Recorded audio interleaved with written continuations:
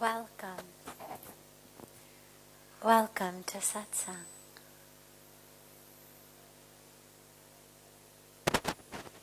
What a beautiful beginning of the new year. To be able to be here on these sacred banks of Mother Ganga. In the lap of the Himalayas, in this land of transformation, to be able to begin our new year here. It's such a gift and such a blessing.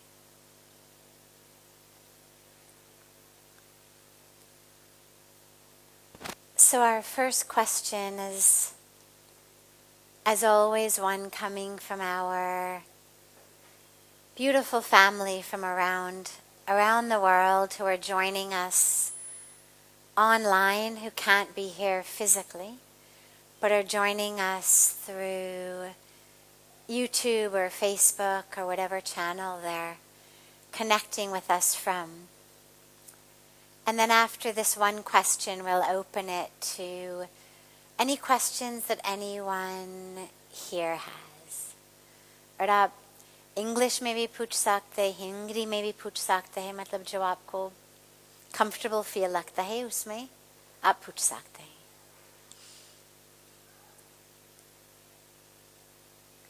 How do I live a more conscious life in what I wear, buy, eat, consume, and do? Beautiful. And one of my favorite topics.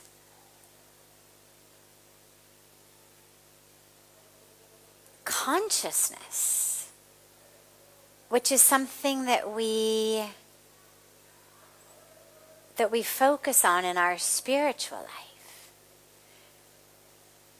Connecting with not just the physical body, not just the fluctuation of the chemicals and electricity in my brain that we call thoughts or emotion, but actually connecting with consciousness. That's what we do on our spiritual path and our spiritual practice. It's what meditation helps us do. It's what prayer, mantra, jap, seva, all of these things help us do. But that consciousness isn't supposed to stay only on my cushion or on my mat, or only when I'm meditating, then I'm conscious. When I'm praying, then I'm conscious. But the rest of the time, wo to man hai na, we say. But the goal of a spiritual life is how to bring that consciousness into every minute, into every moment, into every decision. How do I make every choice one in consciousness? So the first piece is actually the simplest, but really the most important, is just quite literally, when we meditate, we are drawing our awareness to a single point usually, maybe our breath, maybe a mantra, maybe a candle flame. Whatever it is, we are drawing our awareness to that point. And every time that our mind wanders, we bring it back. This is what we learn in our meditative practice. Otherwise, a thought comes, and we end up riding that thought into God knows where. So I'm meditating, and suddenly I smell the neighbors are brewing coffee.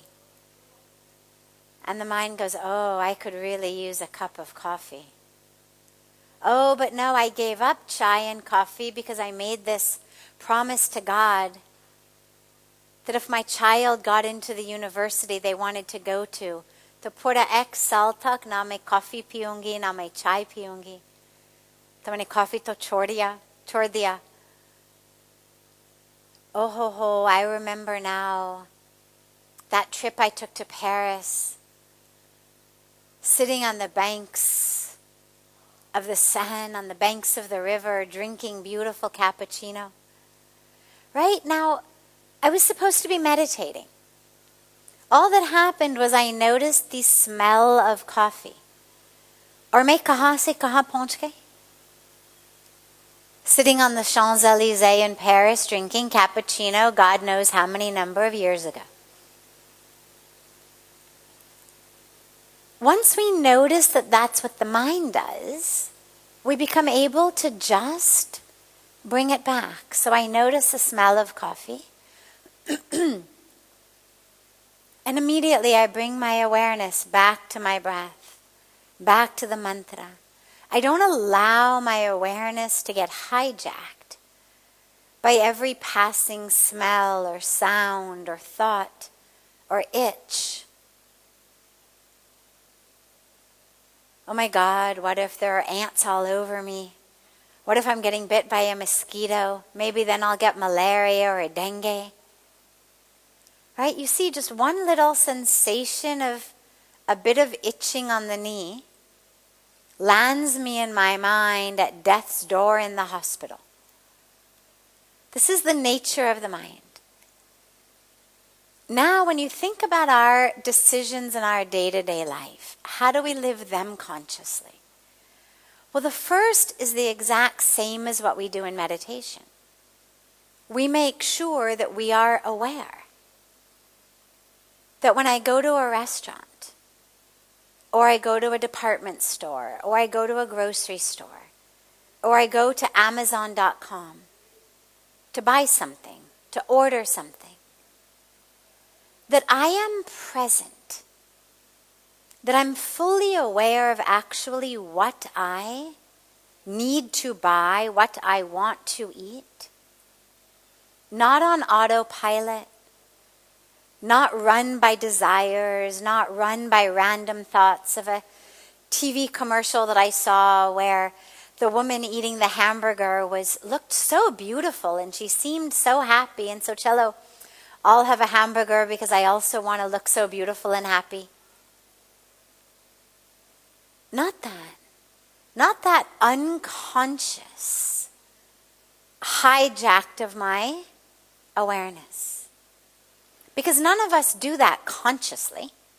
If I'm really conscious, I'm not going to say, oh, I want to look just like the person in the TV commercial. We understand what the commercial is. We're not going to base our lives on it.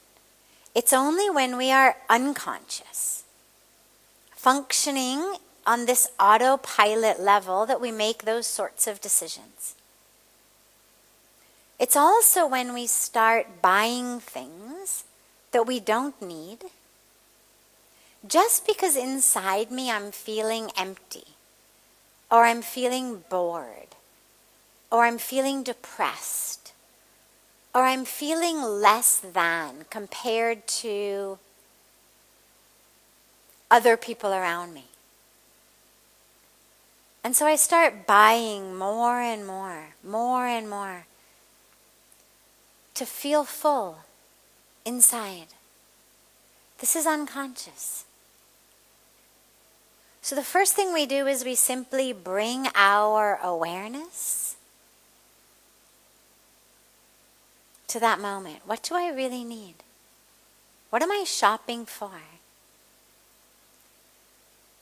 Who is shopping? Because this is also critical. We lose who am I? Who is doing the shopping, and what are my needs? What are my values? What are my ethics? So that we're present, because you open a menu and there's 200 things you can order. You go to a grocery store, there's 2,000 things you can buy. You go to Amazon, there's 200,000 things you can buy. So it's very easy to get caught up. So first we stay aware. And once we are aware, then we are able to recognize the impact of the decisions that we make on our life. We speak in here so much about karma and destiny and what's been predetermined.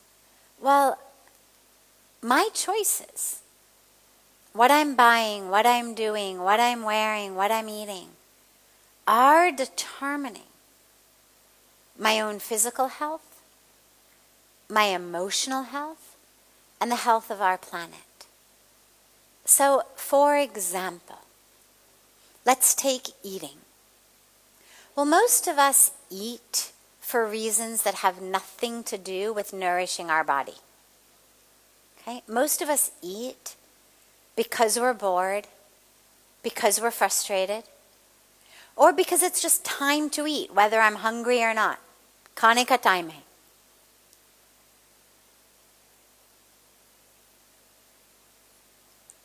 A lot of times we eat because we think food is love. When we were young, we were given food when we were unhappy, cookies and cakes and whatnot.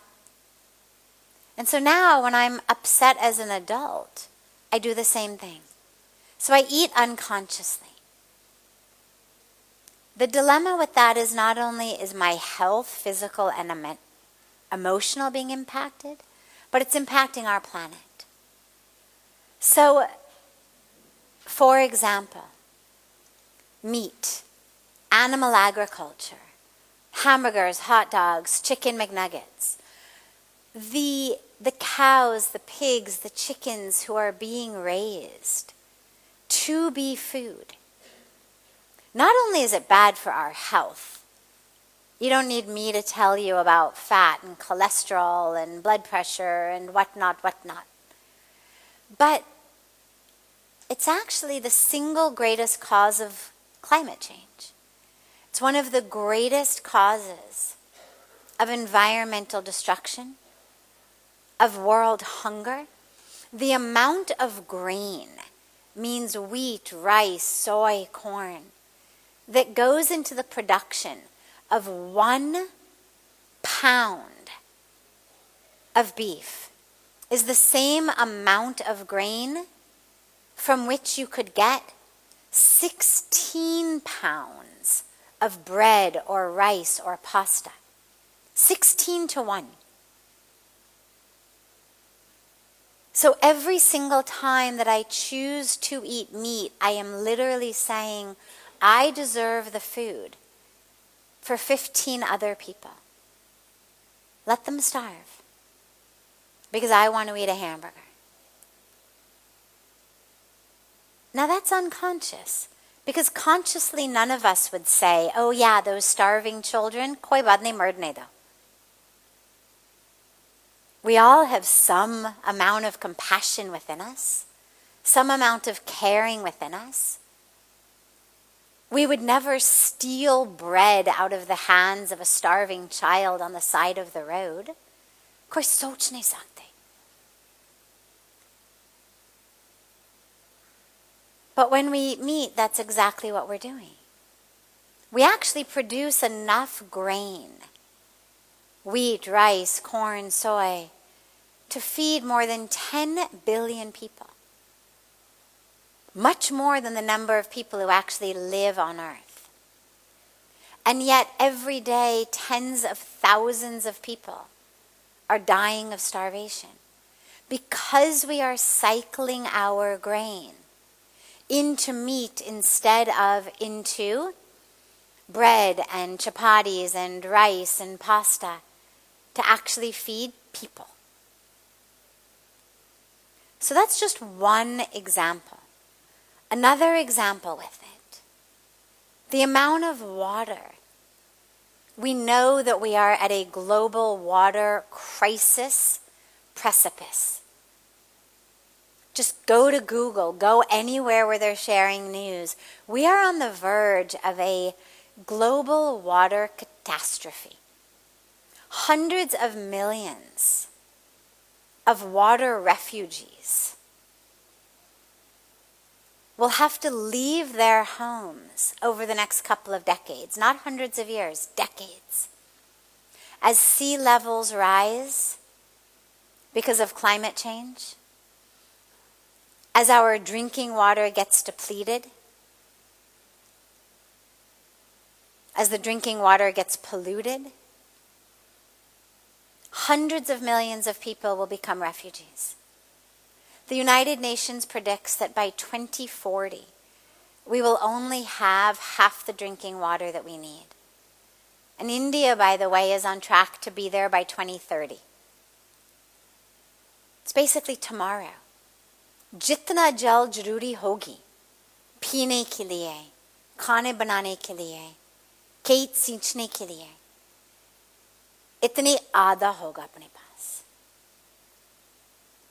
And yet, the amount of water that goes into the production of a pound of meat, so you and a couple friends sit down to hamburgers. That's the same amount of water that you use in bathing every day for 6 months. 6 months bathing worth of water goes into one meal of hamburgers. Which means if we care about water on earth, क्या हम 6 महीने तक बिना स्नान जीने के लिए तैयार हैं? Obviously not. But if we eat hamburgers, literally we would have to not bathe for 6 months to offset the water usage. कुछ लोग कहते हैं कि चलो मैं मांस नहीं खाती हूँ, मैं chicken खाती हूँ. Well, chicken is about 1/3. So you'd have to not bathe for 2 months to offset the amount of water that goes into the production of chicken. So when we speak about conscious living, it means I am aware when I am ordering in a restaurant, I am aware I'm not just ordering a hamburger or chicken McNuggets. I am ordering a ripple impact upon the planet of hunger, of death, of poverty, of environmental destruction. So we choose consciously. This information, it's not meant to make you feel guilty. It's what makes us feel empowered. Wow, every meal I have the ability to make that kind of a ripple impact. What we wear, what we buy, well, everything is produced somewhere in a factory. चाहे जो कपड़े हम पहनते हैं, चाहे जो mobile हम use करते हैं, जो भी है, जूते पहनते हैं, whatever it is, our clothes, our shoes, all of our items are produced somewhere. If our only goal is more, cheaper, well, that's what will be provided. The law of supply and demand says that what people want, I will provide. You want cheaper, tika. In order to produce things more cheaply, it means as a factory owner, I have to cut corners. So all of that treatment of our waste, all of that clean management that we could have invested in, I'm going to cut corners. Instead, मैं वो जो check करने वाले आदमी को 100 रुपया 1000 रुपया दे दूंगी ताकि he gives me a pass rather than actually taking care of the waste that's polluting the air, polluting the water, polluting the ground. Or I'm going to run my factory with children and women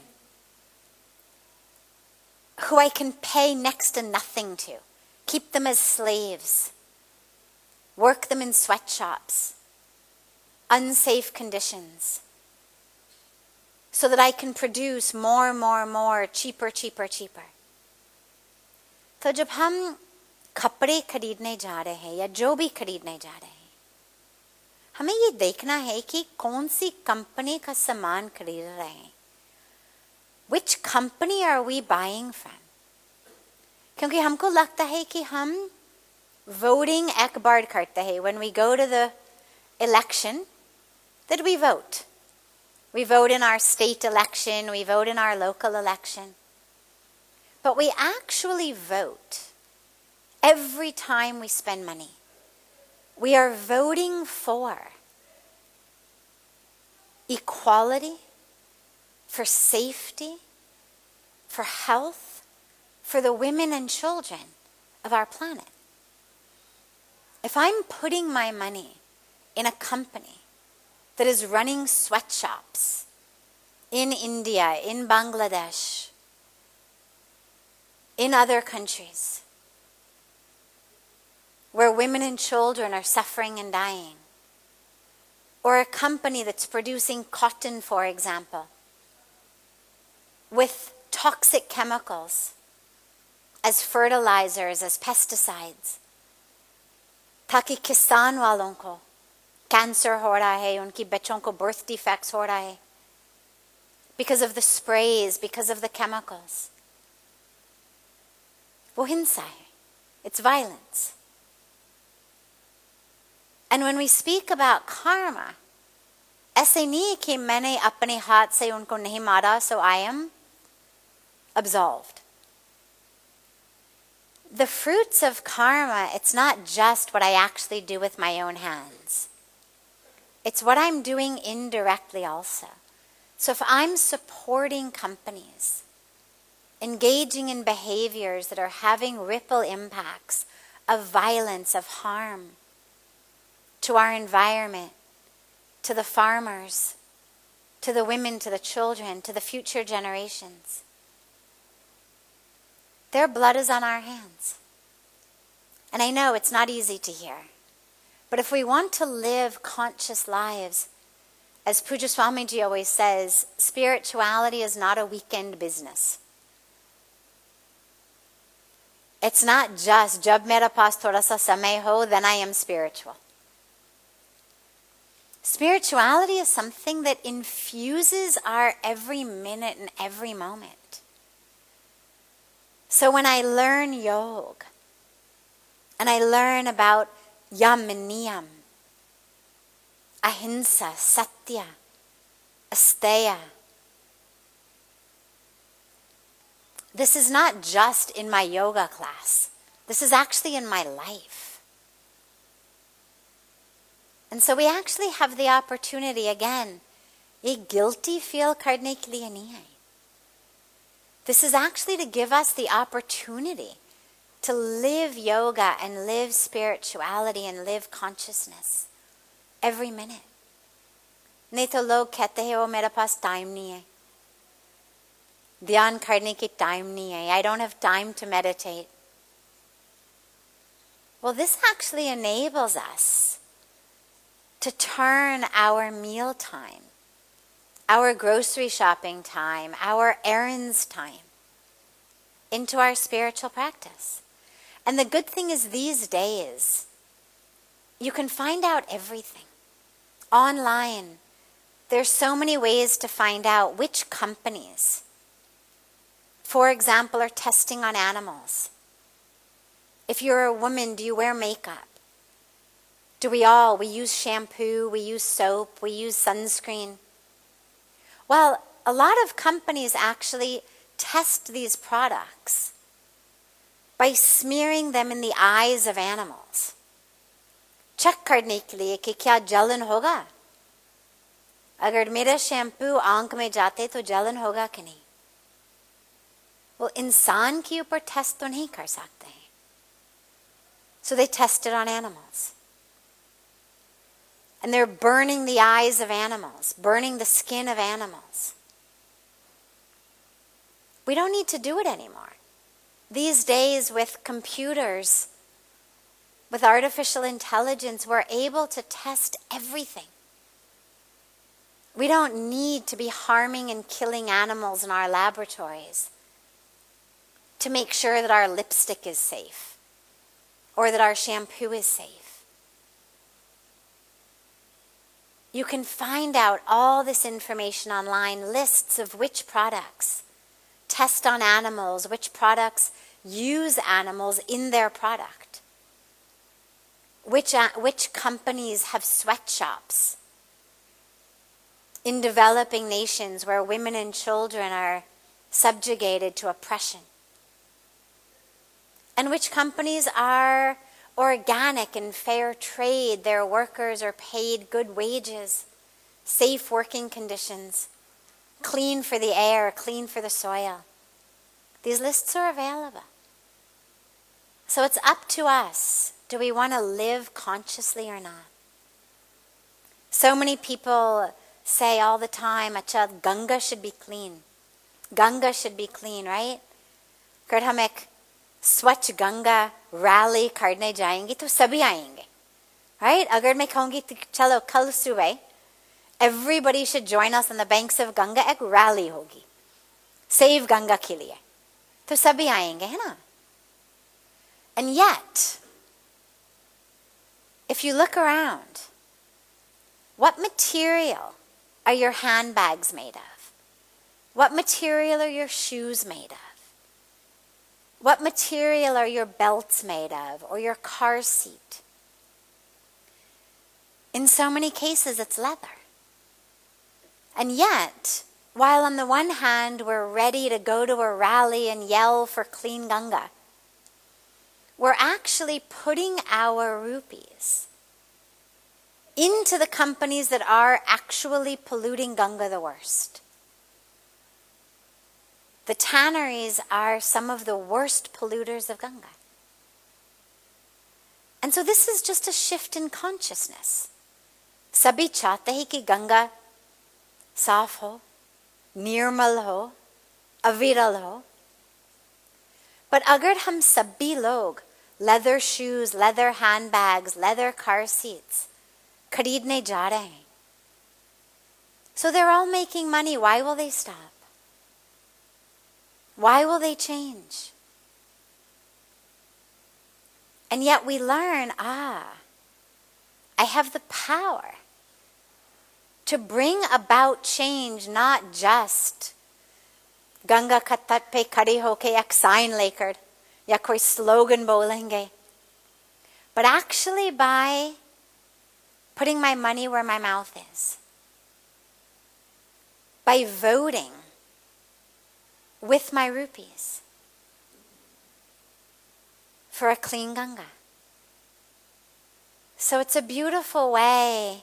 I've just given you maybe, 5, 10 different ways that every day, chahe dhyan karne ki time ho ke nahi, you are able to actually live every minute consciously, mindfully. And that becomes your spiritual practice. Dhyan bhi karna chahiye. We still should be meditating. But this gives us the opportunity to meditate every minute of the day.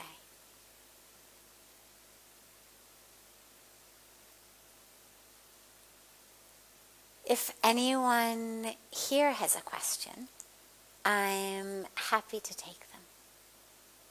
Just raise your hand, he'll bring you the mic. Namaste Didi, Pranam. Namaste, Pranam. I have 2 questions.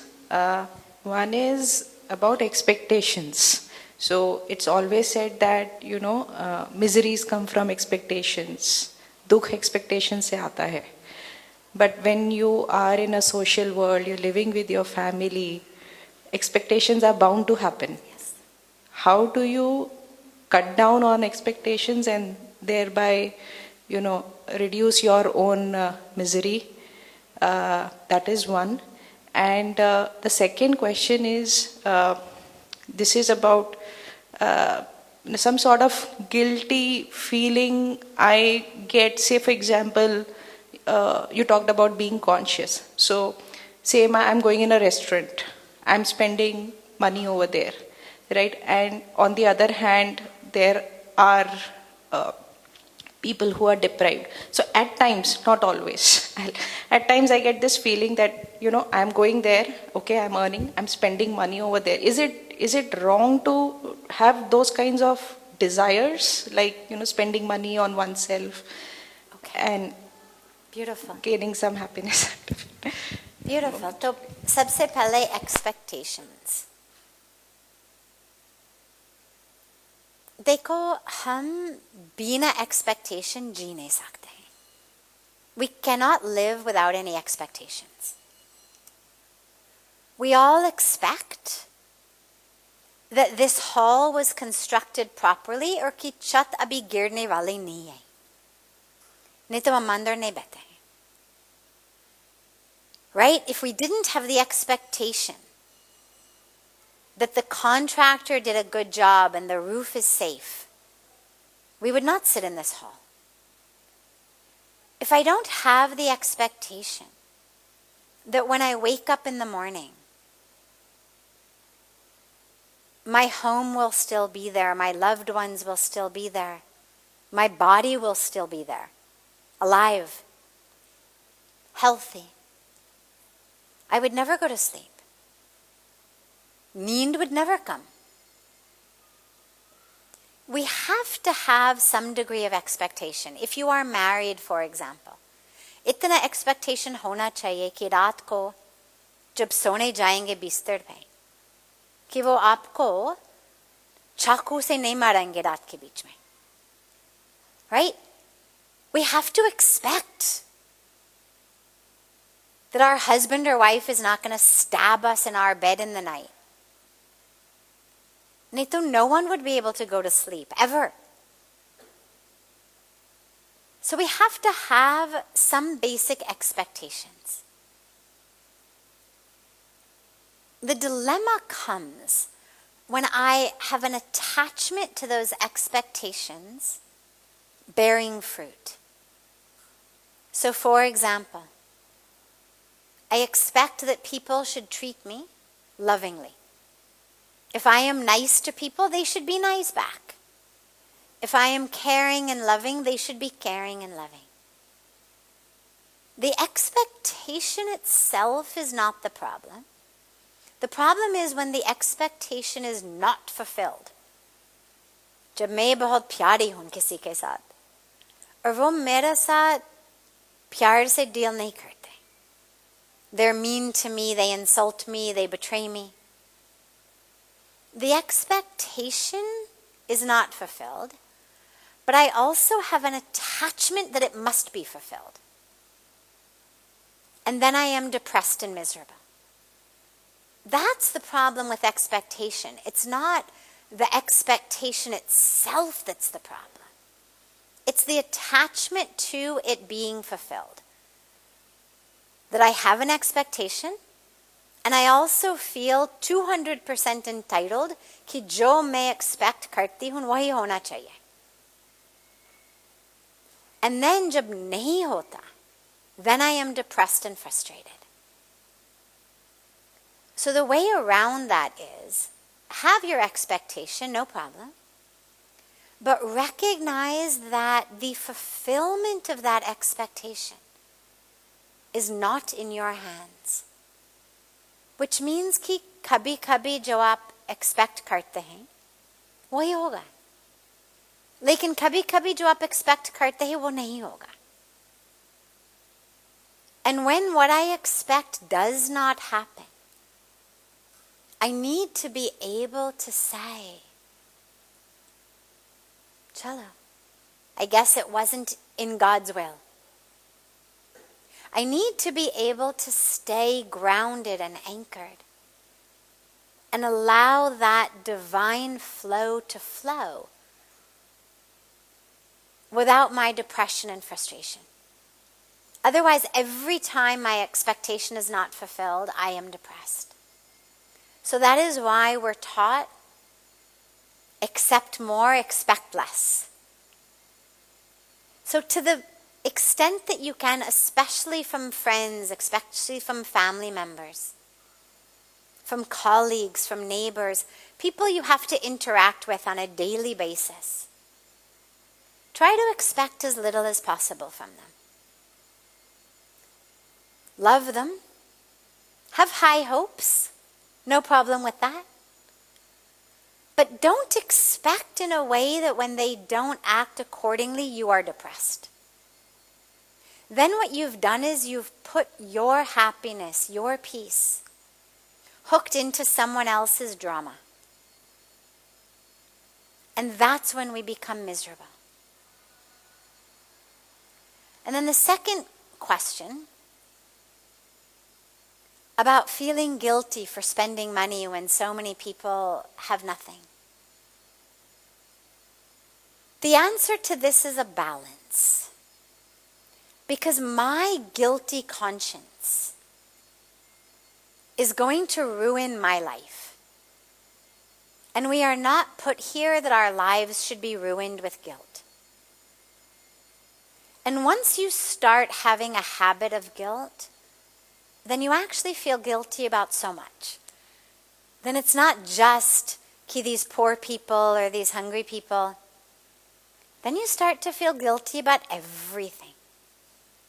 वो तो मेरा team के साथ office में वो शायद मैं थोड़ा सा और कर सकती थी लेकिन इतना तो नहीं किया और करना चाहिए था. I should have helped people more. Now, it's beautiful to introspect, to reflect on how was I an instrument of love and peace and service? And how maybe could I have been a better instrument of love and peace and service? That's beautiful. It helps us grow. It helps tomorrow I will be a better instrument. But that guilty feeling eats us up inside. And so this is where at the end of every day, we offer to the divine the choices that we made, that were in alignment with being an instrument of love, an instrument of peace, an instrument of service, and those that were not. What Puja Swamiji calls our plus points and minus points. We offer them all to God so that we don't go to sleep feeling guilty. But that guilt is also a catalyst. Guilt should not be ignored because what guilt reminds us is I have a choice. आज मैंने इतने सारे रुपया खर्च किया बिना मतलब जब उसी रेस्टोरेंट के बाहर इतने लोग हैं जिनके पास कुछ भी नहीं है. Now, it doesn't mean never celebrate, never splurge. There's no teaching in our spirituality that says, do not enjoy your life. Everyone should be a sannyasi. कहीं ऐसे नहीं लिखा हुआ है. कोई नहीं कहते हैं शास्त्र में कि do not enjoy your life. Do not have nice things. But that guilt is a bit of you can think of it as like, we ring the bell, mandir jane se pehle. It's kind of like the bell ringing inside you that says ki, jo main abhi karne ja rahi hun, or jo maine abhi kiya tha. What I'm doing maybe isn't exactly right. Maybe I could make a better choice. And what you'll find, interestingly, is the joy that you get from spending your money on a nice restaurant, on nice new clothes, is very short-lived. थोड़ी देर के लिए आप enjoy करते हैं. But the joy that you get from taking that money and using it to feed others is so much more. You think कि चलो मेरे पास 1000 रुपया है, मान लीजिएगा. I could take that 1,000 rupees, or let's say 5,000 rupees.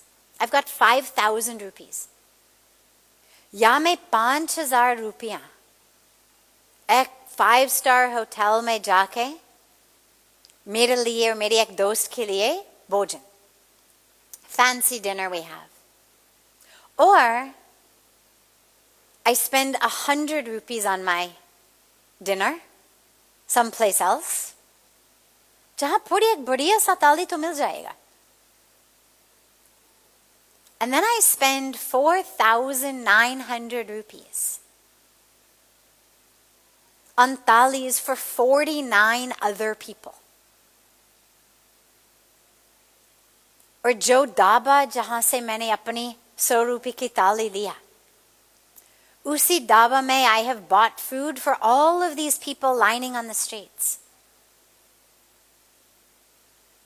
Dhaba वाले खुश हो गया, right? 50 लोगों को खाना खिलाया. All these people are happy. Now you think, how long is the happiness of your fancy meal going to last?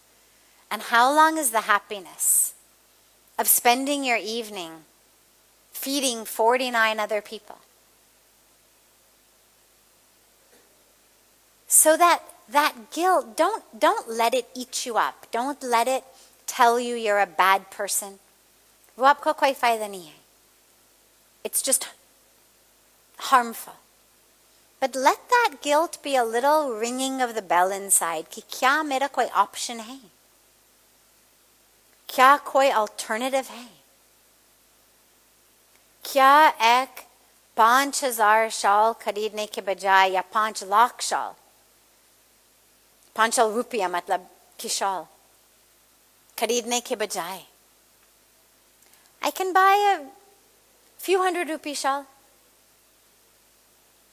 And then I can buy shawls for so many. Right? Though spirituality doesn't say don't have. It doesn't say deprive yourself. But it says if you've got this much money, whatever the amount is, whether you've got 5,000, 50,000, 5 lakhs, however much you have, rather than thinking, ठीक है, इतना है मेरे पास, what can I buy for myself with all this money? Think about, out of this money, how can I do something for myself also that I need or that I want, and serve all of these other people? And then you'll find that happiness is actually so much deeper. And it lasts so much longer. Beautiful. Beautiful. Have a beautiful rest of your evening. A beautiful morning and day to our family joining us from all over the world. And so much love to you all in this new year.